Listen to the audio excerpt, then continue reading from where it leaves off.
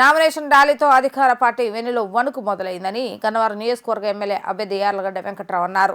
రానున్న ఎన్నికల్లో కూటమి ప్రభుత్వం అధికారంలోకి రావడం తథ్యమని ధీమా వ్యక్తం చేశారు. గన్నవరంలో తన గెలుపు గ్యారంటీ అని స్పష్టం చేశారు. గన్నవరం కూటమి అభ్యర్థిగా యార్లగడ్డ వెంకట్రావు నామినేషన్ దాఖలు చేశారు. భారీ జన సందోహంతో ర్యాలీగా వెళ్లి యార్లగడ్డ నామినేషన్ పత్రాలను రిటర్నింగ్ అధికారికి అందజేశారు.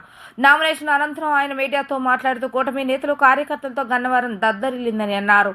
మండు టెన్ను సైతం లెక్క చేయకుండా ర్యాలీని విజయవంతం చేస్తారన్నారు. ప్రతి ఒక్క కూటమి కార్యకర్త నేతకు ధన్యవాదాలు తెలియజేశారు. గన్నవరం ప్రజలు విఘ్నులని అన్నారు. గన్నవరం ప్రజలకు అవినీతి రహిత పాలన అందజేస్తానని తెలిపారు. గన్నవరం నియోజకవర్గాన్ని రాష్ట్రంలోనే ఆదర్శవంతమైన నియోజకవర్గంగా తీర్చిదిద్దుతానని హామీ ఇచ్చారు. చంద్రబాబు నాయుడు కన్నిటికీ నియోజకవర్గ ప్రజలు ఖచ్చితంగా సమాధానం చెప్తారని పేర్కొన్నారు. నారా భువనేశ్వరి అవమానించబడ్డ చోట టీడీపీ జెండా ఎగురవేసి భువనేశ్వరికి గిఫ్ట్గా ఇస్తానని అన్నారు. రాబోయే ఎన్నికల్లో గన్నవరం ప్రజలు నన్ను ఆశీర్వదించి నాకు ఎమ్మెల్యేగా అవకాశం ఇస్తారని మనస్ఫూర్తిగా నమ్ముతున్నానని ఆయన స్పష్టం చేశారు. ఇప్పుడు వరకు నేను ఓడిపోయినా గెలిచినా ఇక్కడే ఉంటానని చెప్పి ఇక్కడే ఉన్నా. గన్నవరం నియోజకవర్గంలో పోటీ చేస్తానని చెప్పి గన్నవరం నియోజకవర్గంలో పోటీ చేస్తున్నా. ఆ మాట మీద నేను ఉన్నా. ఎట్టి పరిస్థితుల్లో అమెరికా వెళ్ళాను. ఇంతవరకు అయితే ఖాయం. అది చూశారు మీరు అందరూ. అలాగే గన్నవరం రాజకీయాల్లో కొనసాగుతుందని కూడా చెప్పారు. రాజకీయాల్లో కొనసాగినందుకాలం, రాజకీయాల్లో ఉన్నందుకాలం గన్నవరం ఉంటానని గతంలో చెప్పా. మీ మీడియా రికార్డులో గూగుల్లో కూడా ఉంది. అలాగే గన్నవరం రాజకీయాలు కొనసాగుతున్నా.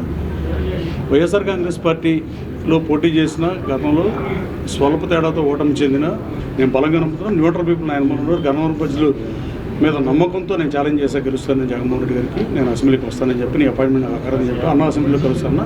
అది ఖాయమని నామినేషన్ కూడా తెలియజేసింది. నామినేషన్ కార్యక్రమంలో భారీగా పాల్గొన్న ప్రతి నాయకుడికి, కార్యకర్తకి ధన్యవాదాలు తెలియజేస్తాను.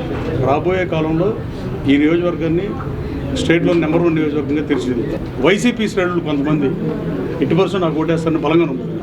వీళ్ళందరి మద్దతుతో రాబోయే కాలంలో తెలుగుదేశం జెండా ఎగరడం ఖాయం. చంద్రబాబు నాయుడు గారి కన్నిటికీ నా విజయంతో సమాధానం గన్నవరం ప్రజలు చెబుతారని నమ్ముతున్నా. మహిళలకు అవమానం చేసిన నియోజకవర్గంగా ఏమాత్రం ఇక్కడ ఉండకూడదు. ప్రశ్నించే తత్వం మళ్ళీ రావాల్సిన అవసరం గన్నవరంలో ఉంది. రాబోయే కాలంలో గన్నవరాన్ని అభివృద్ధి చేయకపోతే మళ్ళీ ఇంకోసారి వచ్చి ఓటే అడగను. అసలు పరిశ్రమలు తేలేకపోయినా, అట్లీస్ట్ వంతులు లేకపోయినా 6 హామీలు ఇచ్చేట్లో కనీసం 4-5 చేయకపోతే నేను ఓటు అడగను. రాజకీయాలకు కూడా దూరంగా ఉంటాను. గన్నవరం ప్రజలు నన్ను ఆదరిస్తారని బలంగా నమ్ముతూ ఈ నామినేషన్ కార్యక్రమాన్ని మీరు టెలికాస్ట్ చేసినందుకు, మీ ప్రెస్ మీట్ నిర్వహించినందుకు మీ అందరికీ మనస్ఫూర్తిగా ధన్యవాదాలు తెలుస్తూ మీ గన్నవరం జర్నలిస్ట్ సోదరులు కూడా మీ ఓటు కూడా నాకు ఏమైనా అప్పీల్ చేస్తున్నాను. Thank you.